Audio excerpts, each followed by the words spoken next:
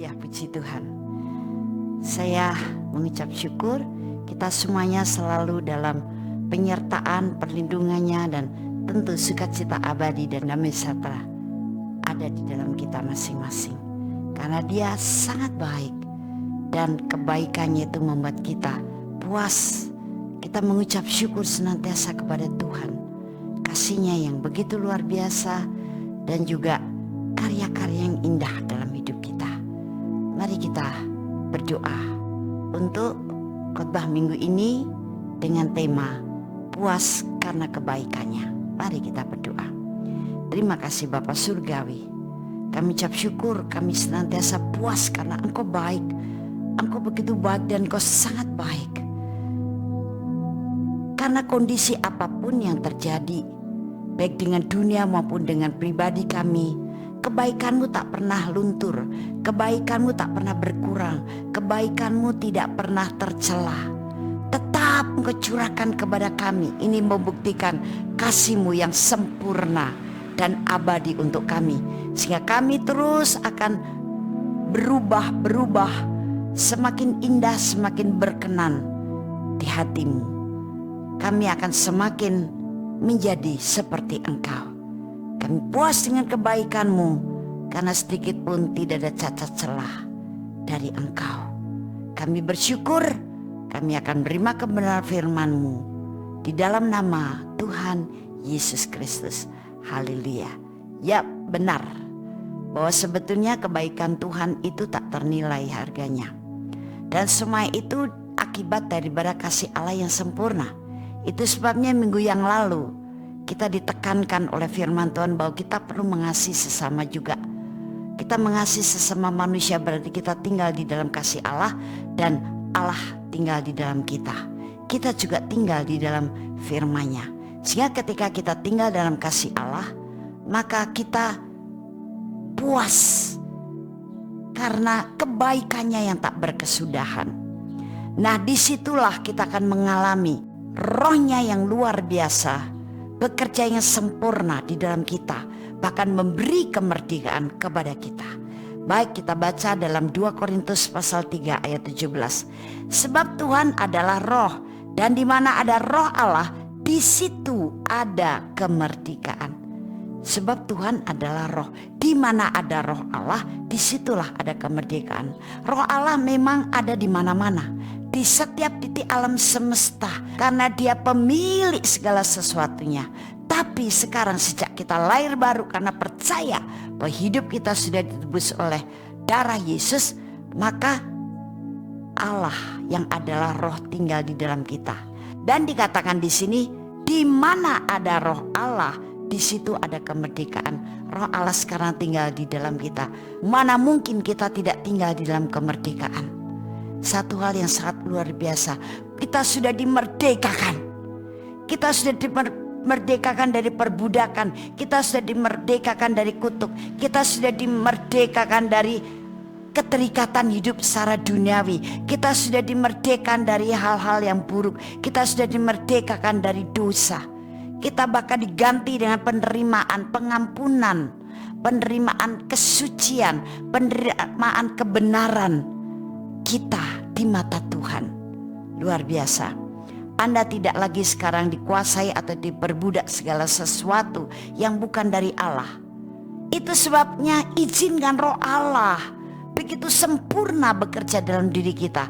Di situ engkau akan mengalami kemerdekaan. Kau mengalami kemerdekaan dari segala tabiat buruk, dari segala pemikiran yang buruk, dari segala kelemahan, dari segala kutuk, dari segala sakit penyakit. Kita akan dimerdekakan dari segala keterpurukan, dari segala ketidakberdayaan, dari segala kemiskinan, dari segala kutuk, sehingga kita sekarang hidup dalam keberkatan-Nya yang melimpah-limpah.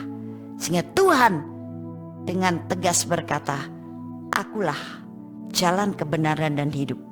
Aku datang kepadamu untuk memberimu hidup di dalam segala kelimpahan.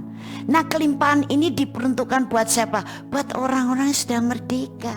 Dan orang-orang yang sudah merdeka itulah orang-orang yang sudah percaya bahwa dia sudah ditebus oleh Yesus dan mengakui Yesus adalah Tuhan. kita sudah dimerdekakan. Jangan menjalani kehidupan dengan pikiran yang masih terkutuk. Bagaimana pikiran terkutuk itu? Engkau harus berjuang dengan kekuatan sendiri menjalani kehidupan ini sampai kau kelelahan, keletihan. Engkau merasa terhimpit oleh banyak hal sehingga engkau hidup berbeban berat. Kau merasa begitu lemah, tak ada daya sehingga setiap kali engkau seperti menemukan jalan buntu. No, kita sudah dimerdekakan, persoalan akan ada. Tapi ketika Roh Allah dalam diri kita, Dia akan membawa kita keluar dari persoalan itu dan menang. We are the winner. Amin. Itulah yang dikatakan oleh firman Allah. Roh Allah diam di dalam kita, maka kita akan mengalami kemerdekaan. Itulah kepuasan yang kita alami. Oleh karena apa? Kebaikan Tuhan. Sampai kita yang dulu hidup sebagai orang terikat, tertawan, tertindih, terkurung, terpenjara, kita sekarang dibebaskan, dilepaskan, dimerdekakan. Sehingga kita sekarang menjadi kebalikan dari manusia lama kita. Dulu kita lemah, sekarang kita kuat. Dulu kita orang terbuang, sekarang adalah permata di hadapan Tuhan.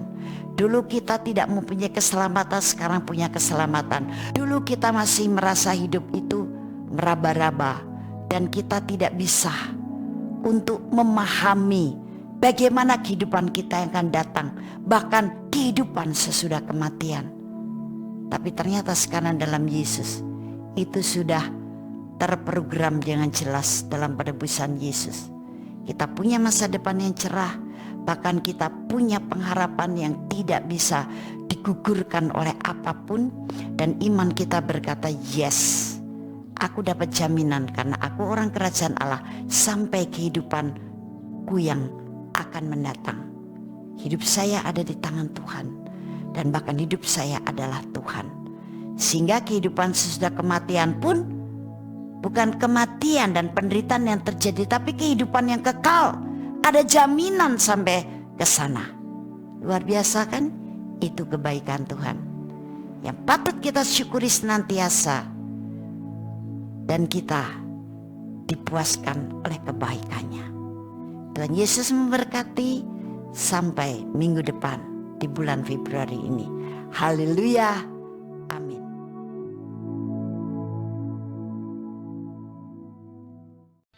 Shalom. Terima kasih Anda telah menyaksikan seri kebenaran firman Tuhan yang akan selalu kami unggah setiap minggunya di channel Hope SCC TV. Saya percaya setiap kebenaran firman Tuhan ini akan membangun dan akan memberkati saudara.